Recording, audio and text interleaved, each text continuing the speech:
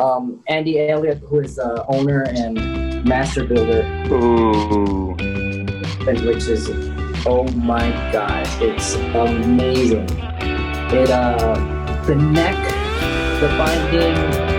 I had never played a guitar that was so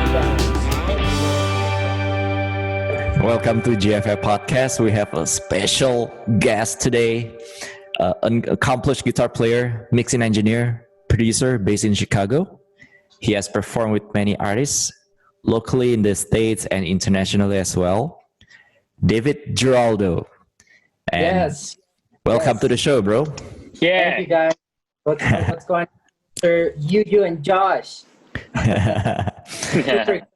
Very honored, super honored to be here with you guys. We've been friends for a while, but I think it's a great opportunity for us as guitarists to be able to share, a little bit about ourselves and talk about gear, have a little bit of fun. But very honored that you guys thought of me to be a part of this. So I'm excited. We're super excited, and we've been preparing for this podcast. We've been talking about this, Josh, for many weeks or many months already. Hey, Dave Giraldo, we gotta talk to Dave Giraldo for sure, and it's happening now. Dave, Awesome. Yeah. Before you talk about these guitars, for those people who haven't heard about you, can you tell us something about yourself? You're from all over the place, and tell us about your early years and your transition to States. And yeah, man.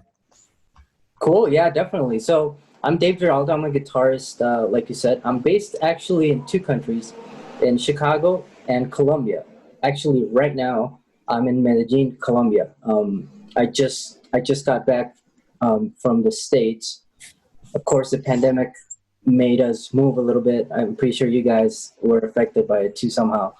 I have a studio in Chicago. I have a studio here. I gotta say, most of my things are here in Medellin, but I still have some amps over there and some guitars. And it's like you said, I'm from everywhere because my mom is from Guatemala, which is in Central America. I don't know if you guys heard of it. It's a small country. I know Guatemala. It's good coffee from there. Yep. Oh, good. Yeah. Yes. Okay. Yeah. Our coffee in Guatemala, it's all over the world, actually. So, yeah, I grew up in Chicago. I started music because my parents are they were working as pastors, a missionary pastor. Nice. Yeah. So, of course, they wanted their son to go with them out in the mission fields and all that. They wanted their son to help them with music. They wanted me to play the piano, which I still enjoy. So they put me in classes to study piano. And then while I was studying piano, I started playing at church, but I started to like the bass a little bit more. So I transitioned from piano to bass, and then I was on a band. We created this band. We were super young, and we created this band with my friends from church. But the guitarist, he was already working, and most of us were kids, but he was already at work, and he had a lot of things to do, and he couldn't really learn his parts. So that frustrated me a little bit because I'm a little bit of a perfectionist. And I was like, man, please learn the parts. I want this band to sound good. So what I started to do is I started to learn the parts for him so that before rehearsal, I would teach him the parts and rehearsals would be a lot easier and faster. But in that process, I just fell in love with guitar. I just went all in on guitar.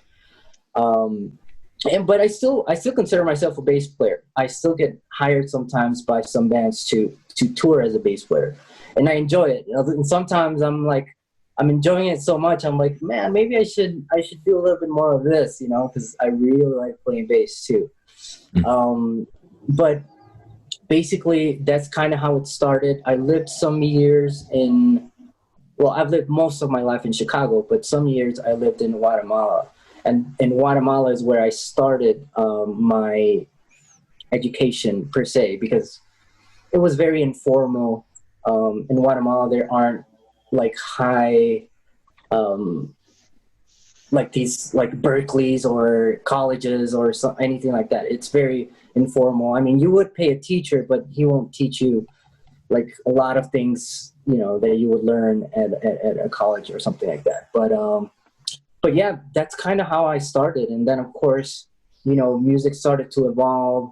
I started buying a lot of, I had the first, like the Line 6, the pod. Alex? Yeah, the pod. Yeah. Yeah, this was many, many years ago. And of course, you know, the internet started to show up and to show us about, you know, pedals and other guitarists. So slowly I transitioned into analog and of course digital pedals, and yeah, that's kind of where I'm from. Oh, and I moved to Medellin, Colombia about a year ago because I was traveling to Latin America a lot. So it was easier for me to travel from Colombia because it's easy to go anywhere in Latin America. Latin America is like from north to south. And I was living way up north. So I needed like to live somewhere in between the country so I wouldn't be, you know, spending so much on a plane trying to get to places. Good. That is the part of the world that I personally wanted to discover further, right? Yes, you guys are welcome whenever you guys want to come over here. It's good to know, man. Yeah. Dave, this is not in our questions list, but I was wondering, how do you live up with being a pastor's son? Is there any standard that, not standard, but is there any expectations that you got to live with, and how you handle it?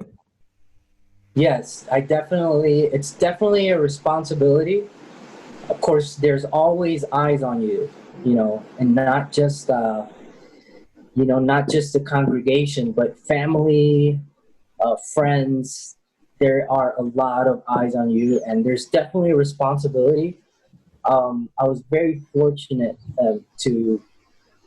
I'm very fortunate to have amazing parents. They guided me in a way that they weren't super strict, but they weren't like super, you know, like they cared, but they also, you know, instructed me. And I also became very independent when I was like 18, 19 years old. I started to tour a lot. So they kind of went their way with their ministry, and I went my way with mine. But we're always very close. They live in Chicago. There were definitely expectations, but the people that I toured with were also Christian and were also pastors. So that also like helped me, you know, in my relationship with God, people, and music too. You know, but there's definitely expectations, but I'm very fortunate to have like very great friends and mentors and pastors that are very, very close to me. Yeah. So let's talk about the Columbia College in Chicago. How it shaped you as a musician, and a producer? Yes. So I started college at a very late age. I started when I was like 24 years old. Well, I wouldn't say late age, but most people start college when they're like 19 or 18, 19, 20. I started a little bit later. I went to school for acoustics engineering and audio design and production. So it was like it's a career in Columbia College. So this is Columbia College, COLUM. Not like the country Colombia, which is COLO. So this is a great college in Chicago. They have really, really great facilities, and I started college when I was 24 years old. It definitely shaped me. It definitely gave me a lot of experience, especially in the studio, because I hadn't been in that many studios before being in school. And in school, we were in the studios every day. So we were learning about miking and about, how to record bands, how to record drums. So that definitely gave me a lot of experience. I feel like it was more, like I said, the experience of being in a studio rather than a bunch of theory. Because I did learn a lot of the acoustics engineering side, but there isn't a lot of, it's not a huge market for acoustics engineers, Yeah, man. I think it's, to your point, it's really good to, there's a lot of advantage, the fact that you pursued your college a bit later, coming in with actual industry experience, and you kind of know what to look for, right?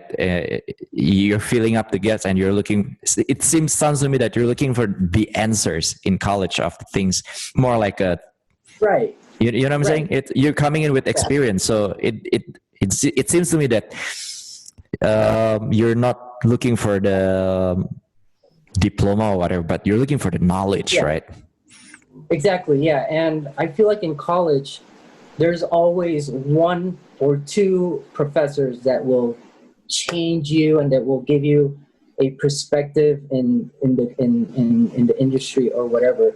And I definitely had a couple of teachers that were amazing at teaching, at embracing you as a student, at helping you.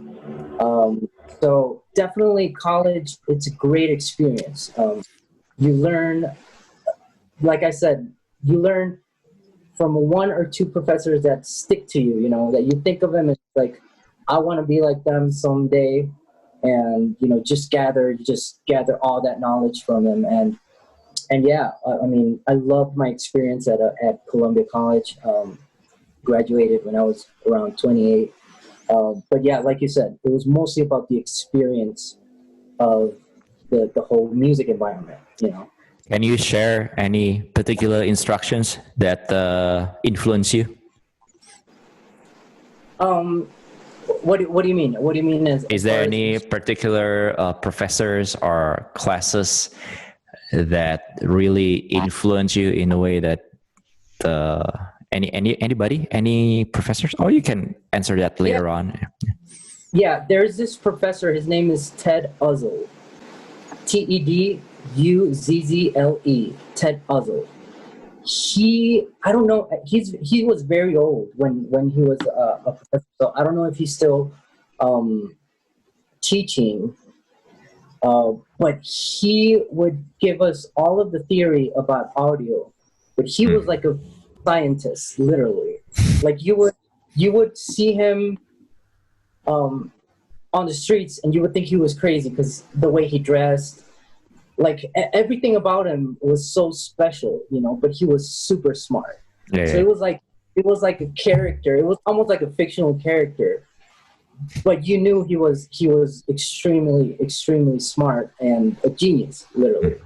So I feel like Ted Uzzle was my favorite. Was a person that I learned from the most at school. I don't know if he's still teaching. I hope he is, because man, I everyone in school was just loved that man. Just a lot of knowledge. I'll check him out. Check him out. He's amazing. Dave, let's talk about guitars now. How many guitars do you got? Man, you know what? I haven't counted them. I have to have at least 15 guitars. It's of course it's been years of collecting and buying and selling, and you guys know how it is. Everyone watching this, I know they know how it is. Yeah. I was very fortunate to be able to also work with some brands and some companies that are great. But most of the guitars I've bought, throughout the years, and some guitars have stayed with me forever. There are some guitars that I will never sell. It's not only sentimental reasons that, of course, but just because they sound amazing, they feel amazing. They've become, very part of my sound. But yeah, let's see. I've seen about 8 here. I have some in storage and some in Chicago. My first professional guitar was a Parker Nightfly. I don't know if you guys have. Yeah. It's a very weird shape. The neck is made out of a carbon fiber.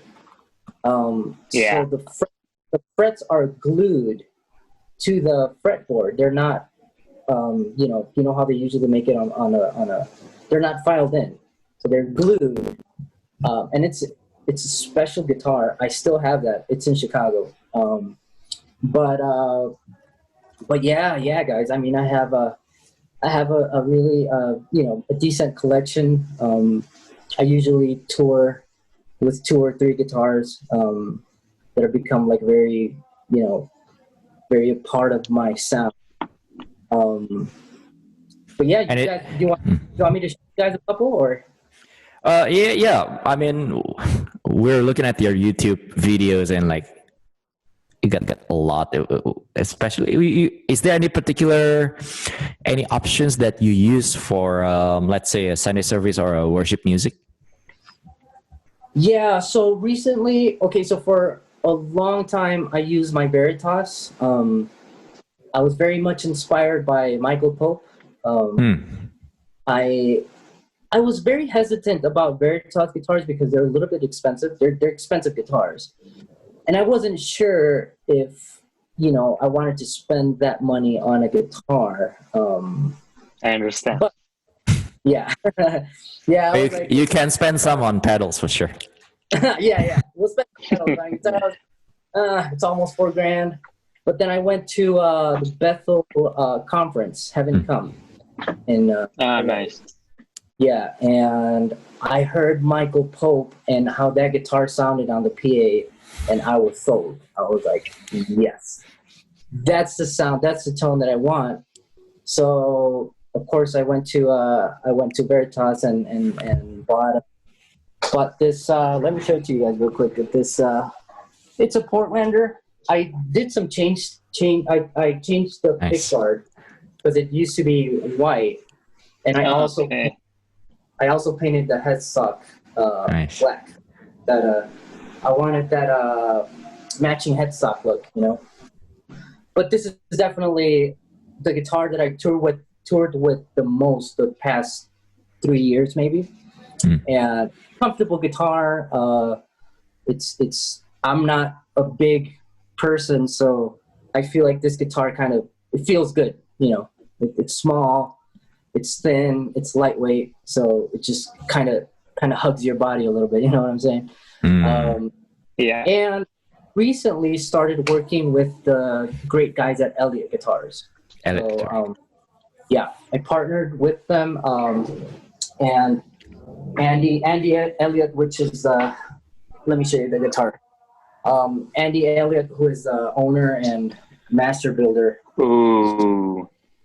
And which is, oh my God, it's amazing. The neck, the binding, I had never played a guitar that was so balanced everywhere in the fretboard. So wherever you play, the notes just ring out clear, same volume, super balanced. I couldn't believe it. Like I had never played a guitar that was so balanced on every single note. And this guitar definitely did it for me. I did change the pickups to Lambert tones, to the cremas. Yeah. Nice. Because the Veritas, I love the Bearcats, and the cremas are very similar. So I also have a great relationship with the guys at Lambert tones. And Curtis. Yeah. Yeah, Curtis. Yeah. He sent me the grinders and the cremas. I love the cremas. Definitely had my sound. When I heard it, I was like, dude, this is my sound. Like, this is my tone. So I changed it to the cremas, not because I didn't like the Elliots. The Elliots sounded amazing. But in my rig, in my pedal board, the gain coming out from the guitar is very important to me. So my pedals, my drives react to how much output the pickups are sending. So so basically the Elliott pickups were almost double the output, and these have like 4.8 resistance in output. So you need some controls over that, yeah? Yeah. So talking about the Elliott pickups is more like Gibson's path. Yes, exactly. It's more like a Gibson, very high output. Nice, yeah. It has this strong sound to it, a little bit darker too. But my compressors and my drive pedals were freaking out a little bit.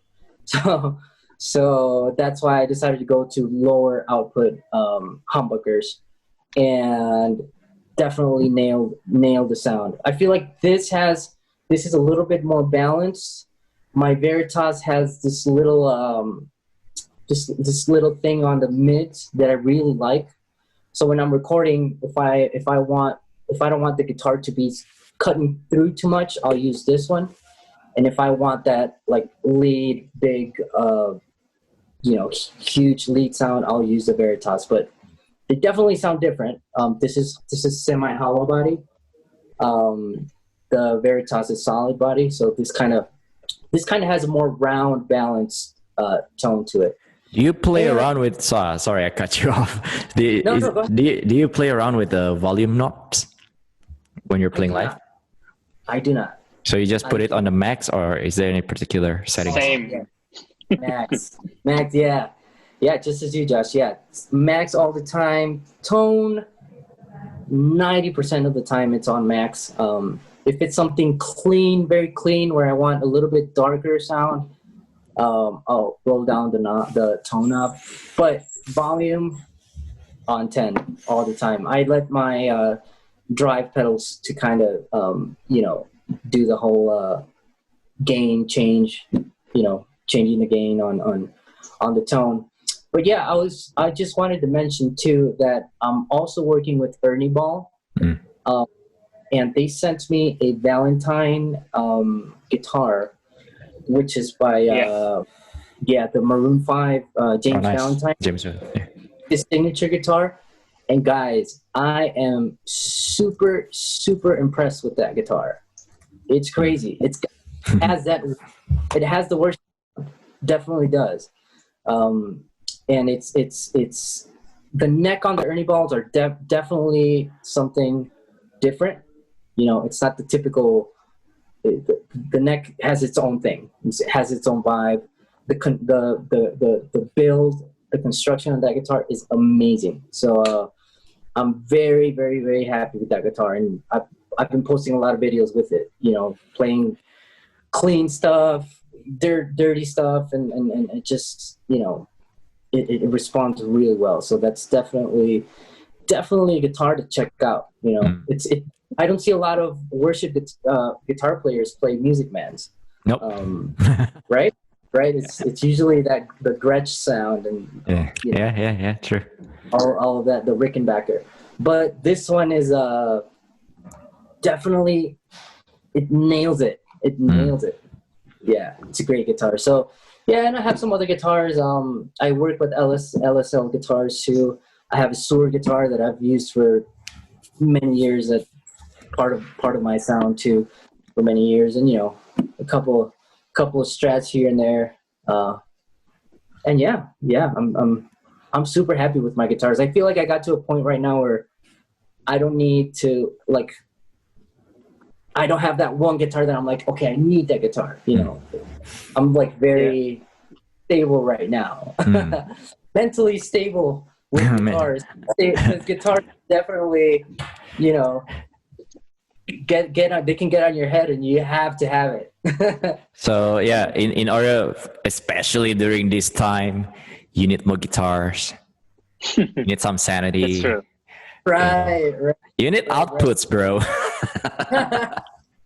Yeah, exactly. And I feel like it's dangerous when you have so much time, like with the pandemic, when everything was in quarantine.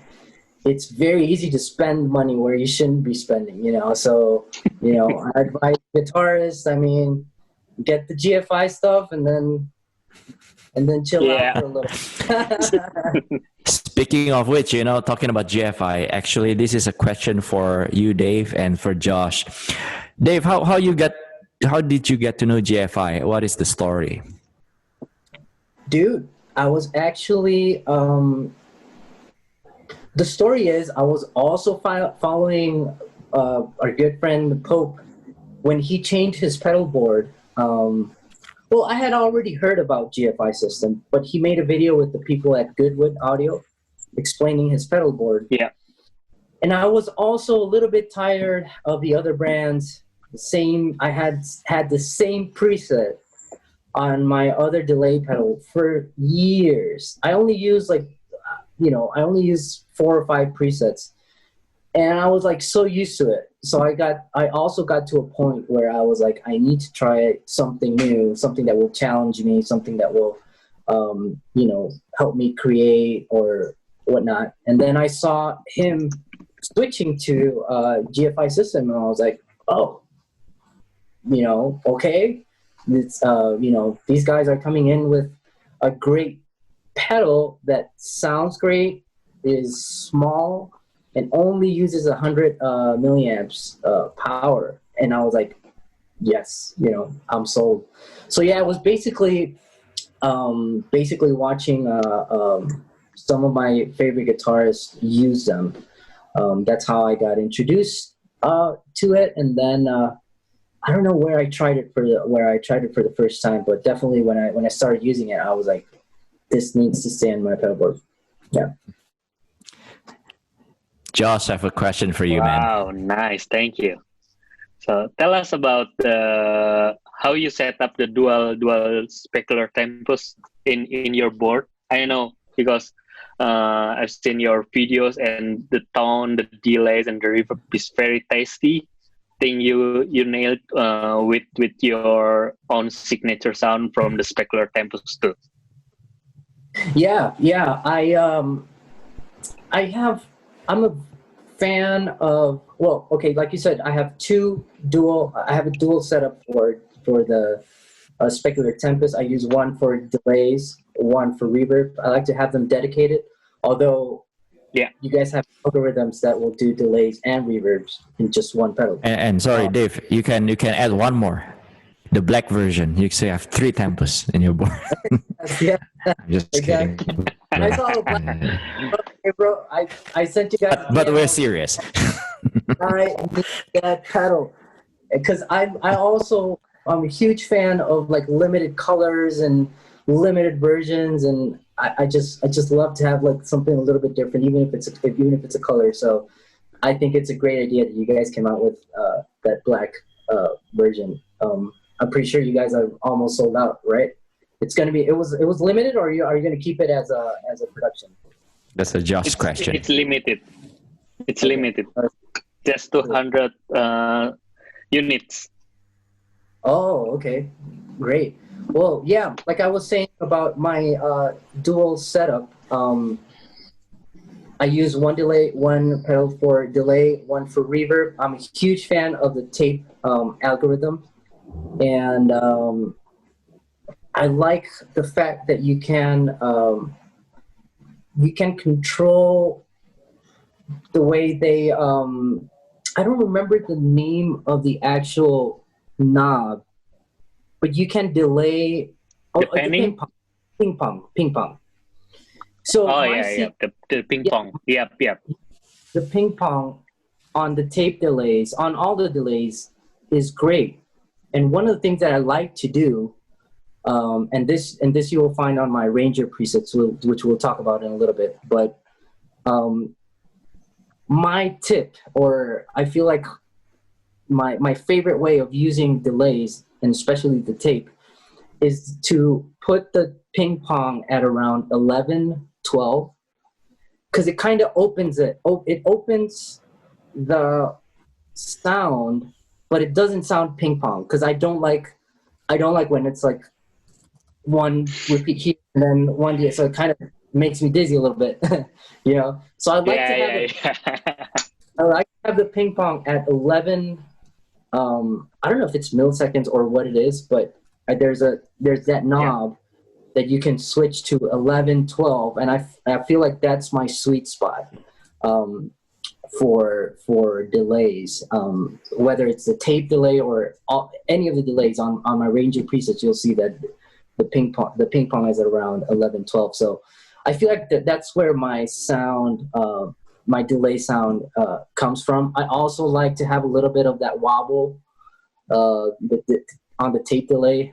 I like to have that little wobble modulation thing. And with reverbs, man, all the algorithms that you guys have are amazing. The plate is amazing. The nuance, all of it. Thank you. Yeah, I don't even have a specific favorite one because I use them all. You know, I have different presets on my Morningstar, and I'm always switching between all the algorithms. So yeah, I mean, my tone basically comes from the tape delays with that ping pong thing, and a combination with all the reverbs that you guys have. You know, from short to long, and you know, I just combine everything. Yeah, man. On behalf of GFI, thanks. And the secret to these algorithms are the MSG. You know, we need to put a lot of MSG on it. That's a secret sauce, right, Josh? Right. Yeah. Hey, you. We Yes. should get the Ranger preset. Yes. Well, yeah, we check out the Ranger preset and we watch the video. We hear the tone. It's freaking awesome. And tell us about, and by the way, if you want to get the Ranger preset, check out the description on this video and this show notes. Check out Ranger preset. Amazing custom preset by Dave Giraldo. Dave, can you tell us about how the process of creating those presets and how you get to it? Yeah, so I've been working with the great guys at That Worship Sound, with Abel from Mexico, and a lot of people were sending. Yeah. You know Abel Mendoza from That Worship Sound. Abel, yeah. I know him from the Ableton. The main stage thing. Yeah. Yeah. There was a Facebook group back in the day, and he started creating presets for Main Stage and Omnisphere, and then he created a pretty big platform for for a bunch of resources for musicians, especially worship musicians. And yeah, I was getting a lot of messages on my Instagram. A lot of people asking me about presets, and the Specular Tempus was starting to become very popular in the Latino community. And there weren't like any presets specifically for. Well, I'm pretty sure there were, but not at least that weren't widespread in the Latino community. They weren't any, so I was like, I'm just going to create something that people would use, not just at church, but in the studio for any type of music. And of course, delays and reverbs are an essential part of us guitarists. So I started using the GFI. I had my own presets already, so I basically just copied exactly what I use live and in the studio, and created more presets, for people that had only one Specular Tempus, that wanted to use the delay and reverb in the same pedal. And I also created, a couple of presets that would help, that just give a little bit of variety. But what's cool about the pack is that it's only one pack, so you have presets for delays and reverbs. So whether you use your GFI, your Specular Tempus as a delay, there's presets for that, or if you use it just for reverb, you can use it just just on reverb. But yeah, it's pretty fun. And thanks guys for mentioning it. Like you said, it's going to be in the description. Check it out. There's a video. I made a video on YouTube too about showing the the presets, and I'm super happy about it. A bunch of people all around the world, because I get an email every time someone buys it, and I've seen people in Europe, in Asia, in Latin America, a bunch of people everywhere buying the presets. I'm super happy about them. Yeah, and especially with the versatility we can. I didn't know that. I use Tempus. I love Tempus. And then when I saw your video, this is like you're bringing Tempus to the next level. I didn't know it could sound like that, and I'm still learning too. Yeah, man, the Tempus is such a creative. It's a tool that just inspires you to create. I like to sometimes just crank the blend all the way up, or just like navigate in lush streams of reverb, and I use it on records. I use it a lot. I like to. I don't care. Some people think, oh, you're using too much reverb, too much delay. But if that's the way you want to sound, and if that makes you, a happy musician, or makes you smile, man, just turn it up. Why not? Yeah. To your point, we're talking about the mental health in here, man. You got to have more Tempus. Oh man, the Tempus is can definitely take you to. Not one, but two. At least two, And when you throw a synesthesia in the mix, then you're just out. And then you got synesthesia. Yeah. What's up with that? Can you tell us more about synesthesia and how you utilize it? Yeah, so I was at NAMM. I'm not sure if I actually met you guys in person. I think I met Josh, maybe, right? Yeah, we met at NAMM. I wasn't there. You weren't there this year or last year? The beginning of this year. The beginning in January. You went with Sophie, right? Yeah. I remember that. I was there with Sophie. I was you guys, I think, were introducing that pedal, or it was the first time I had. Yeah, I think you had just recently launched it. So, it's true. We launched it in December. Right on time for NAMM. So I was at NAMM. I saw that you guys did an amazing launch video too. I love the production of the video and the music. It was amazing. I was like, oh my God, I need to check this out. We went to the NAMM show. I said hi to you guys, and I sat down for like 10 minutes to try out the synesthesia, and Sophie was there too. That was the first time I had met her, Sophie Giuliani, which is a great, is that her last name? Yeah, Sophie Giuliani, I think so, yeah. That's the first time I met her, but I was... Remind me of somebody. Yeah, right. Right. But I was very impressed of the fact that you can combine two modulations, that you can... It was definitely something that I hadn't heard. Like, my ears weren't used to that combination, like mixing two modulations is crazy, but it's also very inspiring. So I was sitting there mixing like phasers with octaves and bunch of things, and I was having so much fun. And I was already using some other modulations by other companies, and then I decided to rebuild my board based on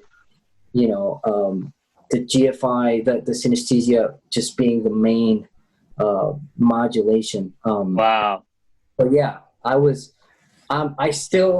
still like digging through all the things that synesthesia can do, and it's so much fun, especially that it's, just the whole stereo thing. I'm a huge advocate for stereo effects, and all the, the detune stuff, all of that things that makes the stereo big and wide is huge for me. And the synesthesia definitely, hit that spot. I'm not surprised that you will come up with the synesthesia pack soon. Yeah, I'm actually working on it. There you go. I already have a lot of presets, but I want to come up with something, with more. So I'm working on some more presets. So coming soon. There you go. Something to look forward to. Let us know. Yeah, yeah, I'll definitely let you guys know. I'll make a video of it too. Dave, if there is you've been using GFI for some time now. If there is an improvement for GFI that can be made, what would it be? Let me think. I was thinking about this the other day. But I know it wouldn't be an improvement because you would probably need another set of DSP chip. Because what I would maybe like on a future pedal, if you do like a Specular Tempest 2, is having the trails, being able to switch presets and have the preset that was with before the trails. Yeah, I know you can do it.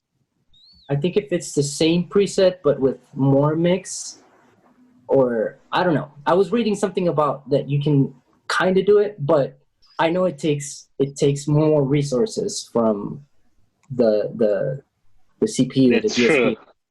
Yeah, so I know Oh, that is definitely. I mean, as a guitar player, we really need the trails. Yeah, we need a little bit of trails, but I already got used to it. I already know. I know exactly where to change presets so it doesn't. So you don't hear the change, you know. But Well, you know, Yeah. well, we'll definitely let the builders know about this. Which, by the way, it's a very important point. yeah. Anything else, maybe? I don't think it's a make or break kind of deal, you know. Yeah, for sure. It's the sound, the tone of it is already there.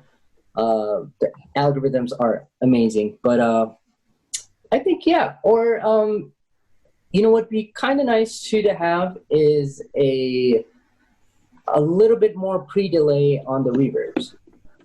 That Okay. I would add, and that you guys might be able to add that as a firmware update maybe. Just a little bit more pre-delays, because sometimes I want to hit a note, but I don't want the reverb to show up too quick. You know, Dave. I want it to. Yeah. Dave, Josh, the Dave wants more MSG. yeah, we can do that for sure. Yeah, I know you guys can do it. Yeah, it's. But like I said, guys, I mean, it's a great little box. Both of them are. You know, the specular and the synesthesia. Yeah, man. Thank you. Yeah. Dave, we can go on and on, but you know, we have a limited time. But we have a few more important questions as a musician. I think you've been a session player for many years. What is the most important thing about being a session player? Is there any human interactions that, you know, what is your philosophy on that, playing with a different set of musicians? Right. Wow, the creative process is something so complex but so amazing at the same time, because you literally have to wake up every morning and, you know, like create parts and be part of someone's dream, because you're actually dealing with people's and artists' dreams. So to me being a session player is even a little bit more important than being a live player, because recordings will stay forever. You know, that's your sound, that's your signature that's being printed, and it will literally stay for eternity. Yeah. You know, now in the digital world, it will stay on forever. Back then, when there weren't any way to, you know, to store music, it was easy for music to get lost. But right now, I mean, your music will stay for generations. So when you look at it in that perspective, you understand the importance of being a session player, you know. And I feel like your mood and the things that you go through in life definitely affect you as a musician, as a session player, you know. And I feel like living a balanced life in so many aspects, and us Christians that, you know, that believe in something specific, I feel like it makes a big difference in how you create, you know. And I've always told people, you know, sometimes if you're not in the mood for creating, just don't force it, you know. You can't force the creative process, because I've done it before and I regret it so much. I've had to repeat songs that I literally wasn't in the mood of recording. So yeah, looking at from the philosophical perspective, I try to, you know, start my day creating with a fresh mind, good cup of coffee, and you know, I like to have like a certain mood in the studio. You might not be able to see it through the cameras, but I like lighting, and like it's just it's the whole creative process. Like I said, it's a mix of so many things. It's not just your playing or not just your tone. But yeah, I feel like everyone at this point should be recording either their own stuff for other people. It's so easy to record these days. You know, you can spend $200, buy an interface, and you're recording. So, you know, I feel like it's the perfect time for us guitarists and musicians to record. You know, there's no excuse. Literally. No excuse. And then you can check out Dave's YouTubes and steal some licks on it. Yeah.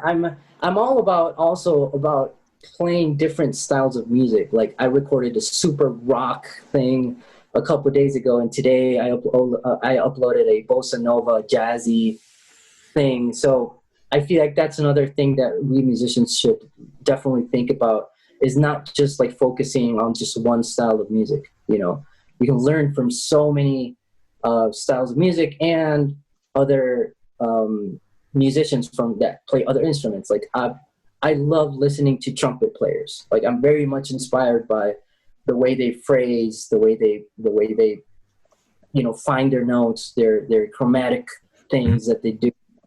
So, you know, it's very important for us session musicians. Yeah, man. Looking at your playing, it's versatility is the key, and it's almost like when I'm looking at the different videos of you, it's like a different person. You know, you can play R&B and then jazz and then rock, and it's not like a it's like a deep stuff that you play. You know, it's well thought of. And yes.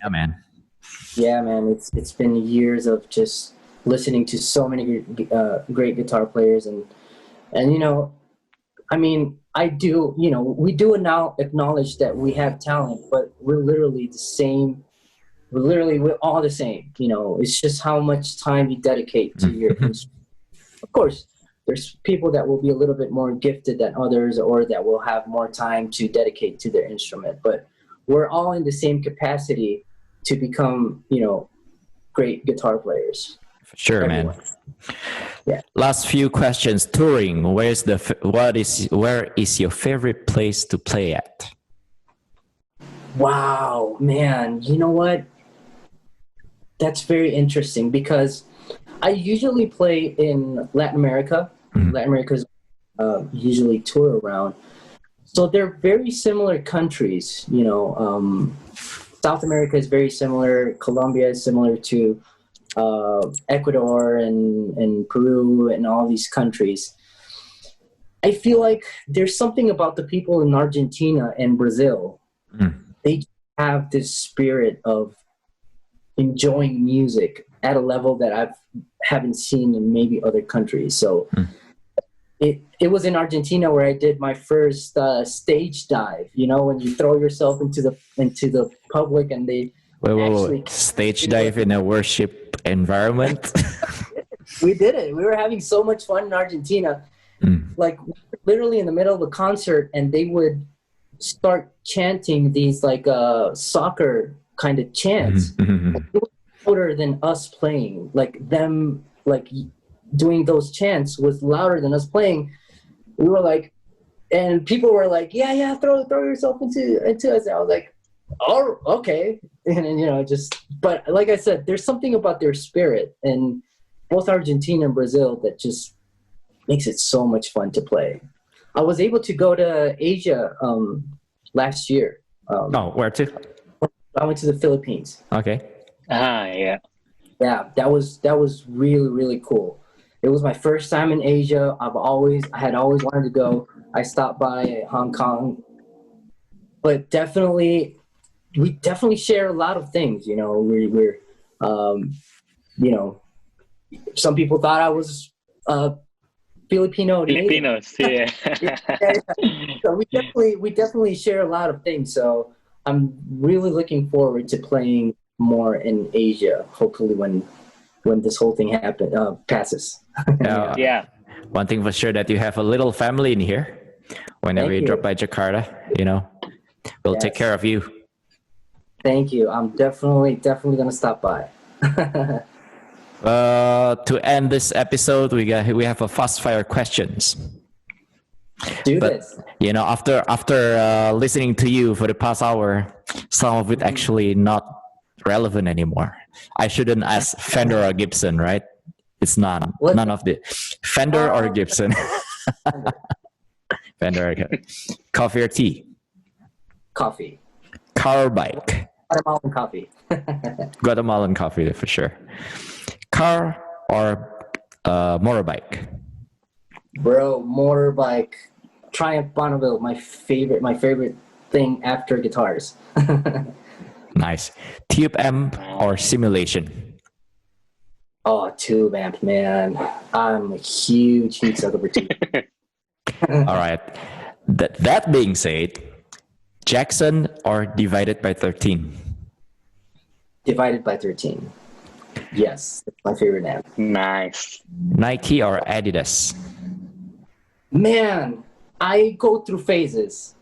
Right now, I'm going through my Nike phase, but sometimes I go through my Adidas phase. So let's say right now I'm more of a Nike. Medellin or Chicago? Wow, they're so different. In the summer, Chicago. Winter, Medellin. Leica or Sony?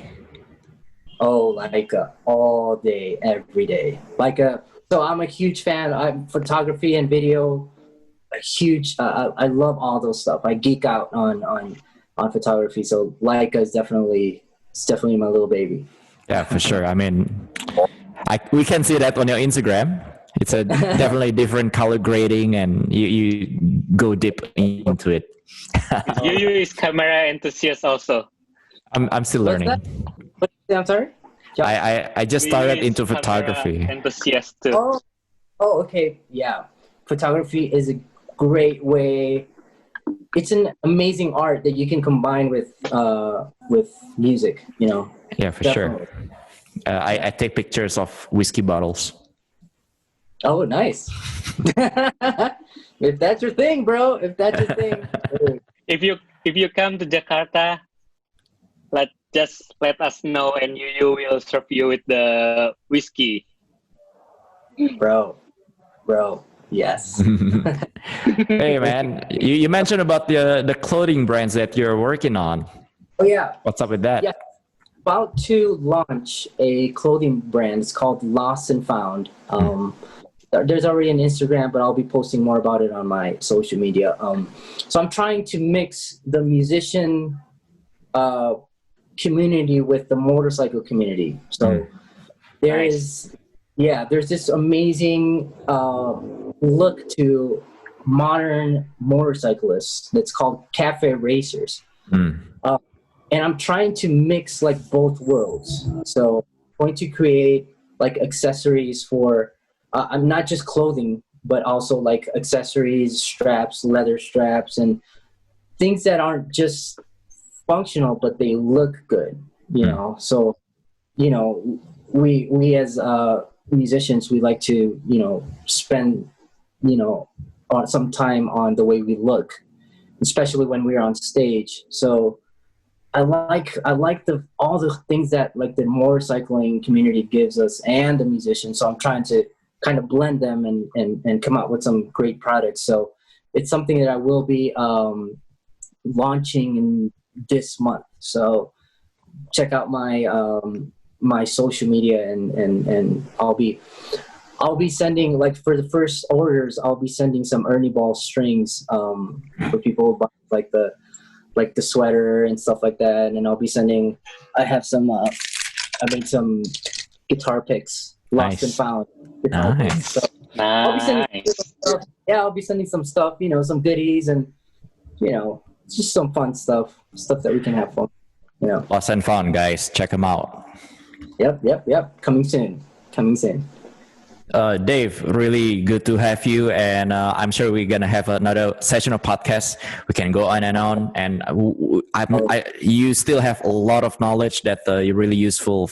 I'm sure for a lot of our listeners, for musicians, worship players, and we're so excited for your journey and your creations, and thank you for sharing us your insights, your packs. Ranger, check them out, and we're looking forward for the synesthesia, and all the best for Lost and Found. Thank you so much for joining us for the podcast today. Dave, Giraldo, everybody. Yes, thank you so much, man. Josh and you and I know Jesse too, and all the people over there. Thank you guys for also caring about the Latino community. I feel like it's very sometimes some brands kind of don't focus on us too much, but you guys are amazing. You guys care about the whole community of guitarists, and I'm honored to be here with you guys. And hey, let's make some music. Sure, man. Latino Indonesian is the same. Yeah, we're same thing. All right. Dave, thank you so much for your time. Thank you guys. Awesome.